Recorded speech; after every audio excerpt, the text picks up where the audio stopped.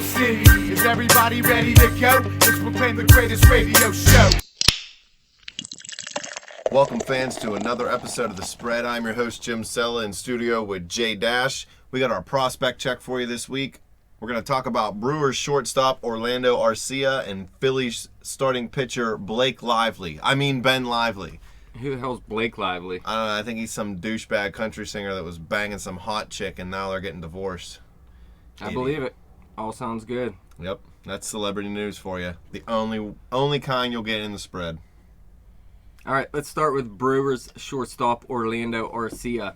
He's ranked number 70 by MLB.com in the top 100 prospects, and he's ranked number 94 by Baseball America. His last name kind of just looks like we forgot some letters. It doesn't really look like a name. Arcia? Yeah. Well, he has a brother already playing in the bigs, Oswaldo Arcia, outfielder for the Minnesota Twins. So it looks like it should be Garcia, and it just got cut off or something. Maybe he couldn't make his G's when he was a little kid, so they just dropped it for him. Nope, he's from Venezuela. It answers the question. Another guy from Venezuela, too. There's a lot of good baseball players coming out of Venezuela. I've said it time and time again this season. VZ. But he was signed by Milwaukee in 2010, and he is their number one prospect right now. He's just 20 years old. He actually turns 21 at the beginning of next month. He's only 6 foot, 165 pounds, though. I relate to that. His brother is a bigger guy that relies more on a power swing. This is more of a speed guy, so they're total opposites. Right in my wheelhouse. When I played slow pitch softball, no right-hander could hit the ball in right field like I could. But listen, his best skills are defensively and his speed. His arm is very strong. It's rated out at a 60, and his fielding, it compares to Francisco Lindor. A lot of scouts actually believe his defense is better than Lindor's. He also has excellent range with a well above average glove to go along with that strong arm I was talking about. And there's really no questions of whether or not he's going to be able to stick at shortstop. Like I said, they're comparing him with Lindor. All right, is he better than Omar Vizquel in the field? My favorite shortstop ever. No, I'm never going to say this guy is as good as Omar Vizquel already. He was beast. But offensively, again, scouts are somewhat comparing him with Lindor, but again, some are saying he is actually better than Lindor. But look, Lindor was a top 5 prospect when he came into the bigs, and Arcia is closer to 100. So there's a wide variety of opinions from scouts. But you look at his offense, he makes consistent contact. He only has 173 strikeouts in 1,498 minor league at-bats. He hits the ball to all fields, and he shows the ability to walk at times. He doesn't do it consistently, but he does have 128 walks in the 396 career games in the minors. So he can take the walk at times, but with that strikeout ability, that does help him keep his average up, a 283 career average. And this year in Double-A, he's hitting even better with a 309 average and a 351 on-base percentage. He doesn't have too much power, and like I said, his best asset is his speed. He already 31 steals in 2014. Yeah, in 127 games. If you look, it's just 64 games in 2011 in rookie ball. He had 13 stolen bases. In 2013, in 120 games, he had 20, so it was a little lower that season. But this season, again, in 85 games, he has 14 stolen bases already.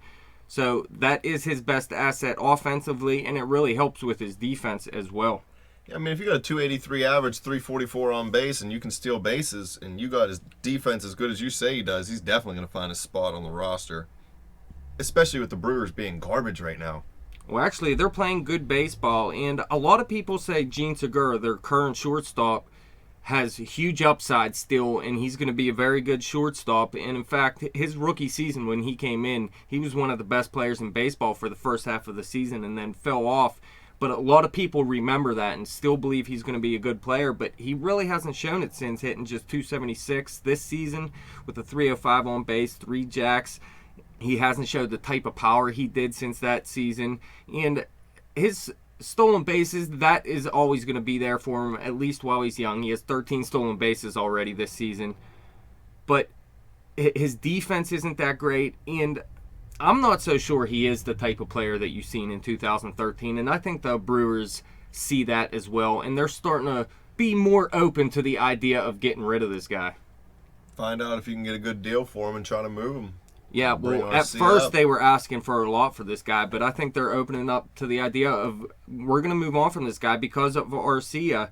He's going to have better defense for you, and when he comes up this season, he's probably not going to hit the ground running. He might have some struggles at the plate, but next season you should remember his name. I think he is going to come up very soon, though, because if they do deal Segura at the deadline, they're going to have to call Arcia up to take his place and get him some playing time this season.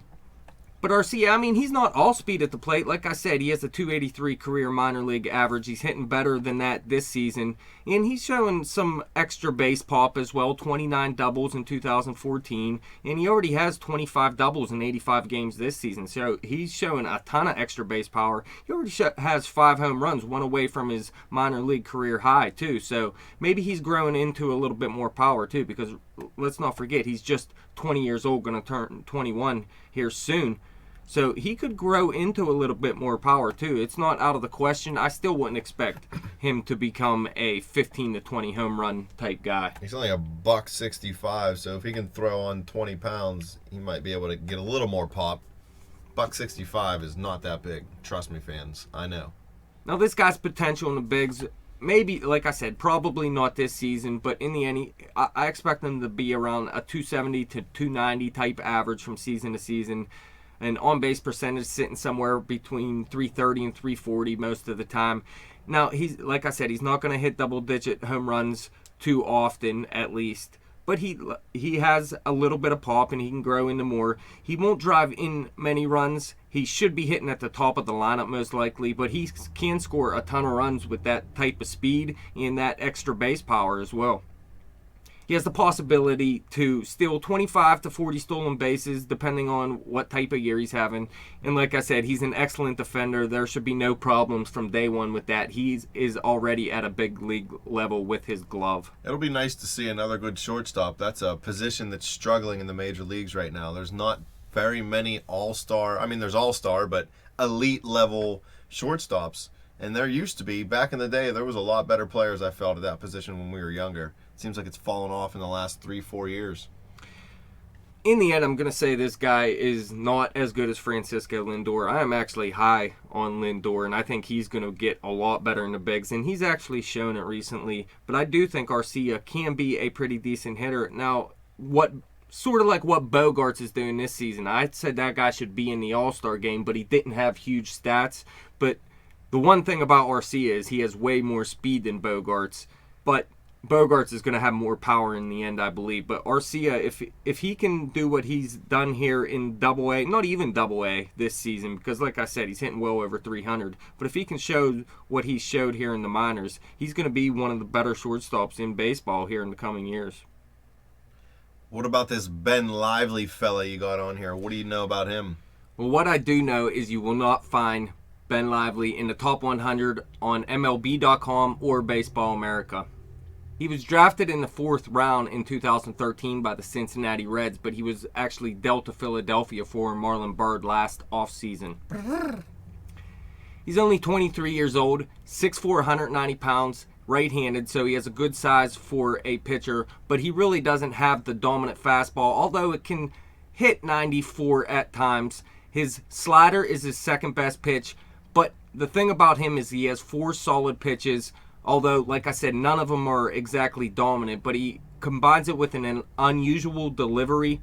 And outside of the fastball and slider, he uses a curve and a changeup sporadically to keep hitters off balance. If you have a good fastball slider combo and you work it right, I mean, you don't have to have a dominant either pitch. If you work it good, you can be a decent starter or just an effective pitcher, maybe not a decent starter. Yeah, it's nice to have 2 good pitches like he does. Again, neither one very dominant, but to add the extra 2 plus an unusual delivery, this is going to give him a shot to stick in a rotation, at least at first. Now, in 2013 and 2014 with the Cincinnati Reds, if you look in 2014, he showed the huge strikeout potential, and he had an excellent ERA. In fact, it wasn't above 228 until he hit Double-A in 2014. The one problem he showed when he hit Double-A is his walk rate went way up with the Cincinnati Reds, while his strikeout rate went down a little bit, but it was still pretty good. But he walked a guy every 2 innings in Double-A in 2014. Now, with Philadelphia in 2015, he doesn't look like the same pitcher. He doesn't have the high strikeout rate, just 75 Ks in 171 innings, although he did fix his walk rate, which is important. It's important for a starter to not walk too many batters. And 35 and 107.1 innings isn't excellent, but it is acceptable. The problem is, with the Cincinnati Reds in 2013 and 2014, Ben Lively was hard to hit. He had 117 hits allowed in 151 innings in 2014, just 23 and 41 innings in 2013. Here with the Phillies in Double-A this season, 114 hits and 107.1 innings. So he's a lot more hittable. So would you say his strikeout rate's down, but his walk rate is down as well. I'd rather have the pitcher we've seen from the first 2 seasons. So would you say his pitches were more lively when he was with Cincinnati? It does. It looked like he honed in his pitching. He honed in his control a little bit this season, but that makes him less strikeouts, more hits allowed as well. But he still looked like, he has a 3.61 ERA, so he's not pitching terrible. Although, like I said, a little too hittable, a 2.84 average against him. The problem is he may not be ready for the bigs, but I believe you're going to see him sometime this year, so he does get a taste of big league hitters. Because, let's face it, the Phillies are going to be sellers, and they really don't have much outside of Aaron Nola, a guy we talked about in another prospect check of ours. Go check that out if you want. He is more of a number 1, number 2 type pitcher, whereas Lively, he's going to get a chance to stick in this rotation. Top end, he could be a number 3 type pitcher, I believe, or he could be a back end or eventually be moved to the bullpen because, let's face it, he showed here in the minors that he can have a high strikeout rate, albeit the walk rate may be up a little bit, but you can accept that out of a reliever, and you could see him push back to the back end of the bullpen if he doesn't work out in the rotation. But he's going to have all the time in the world to be a starter because really the Phillies don't have too much outside of Cole Hamels, who could be dealt any day now. Aaron Harang could be dealt anytime soon, and let's face it, he's not a part of their future anyways. He won't be haranguing around too long. No. He needs to get healthy, and then I expect him to be traded by the deadline. But Aaron Nola is really their only top-end starter they have. Lively's going to get a shot in this rotation. I just hope he can pick that strikeout rate back up like he showed in the Cincinnati Reds system. Well, who do you think's going to be called up first?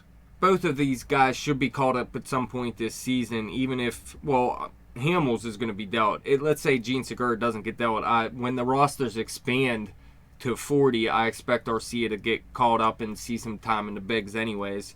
But Lively, I expect him to be called up after some of these pitchers get dealt. So who knows, but both of them are going to get to be called up and see some action here in the bigs. Who's more MLB ready? Well, the fact that Arcia can handle shortstop like a professional already, I would have to say Arcia. If you look, Lively just figured out his control this season in the upper levels of the minors. His strikeout rate way down, like I said. So there's a possibility that his strikeout rate could go back up with more time in the minors. But really, the Phillies want to get their youth movement started as soon as possible. And I would say Arcia definitely has the best chance to succeed, although I don't know if he's going to succeed this season either. I think he's more of a 2016 contributor, as well as Lively, if he even does make the rotation long term. Well, that's it, fans. Dash speaking some baseball truths for you today. If you guys want some more baseball truth, you could follow us on Twitter at bet_the_spread. You could follow me on Twitter at betjimthewin. You could check out our Facebook page at facebook.com/betthespread. Check out our website at thespreadnews.simplesite.com. Keep coming back to our YouTube page. Keep clicking likes. Keep clicking subscribe. Start 2 or 3 accounts. Subscribe to us on all 3 accounts. We don't care. We love it. Just keep listening.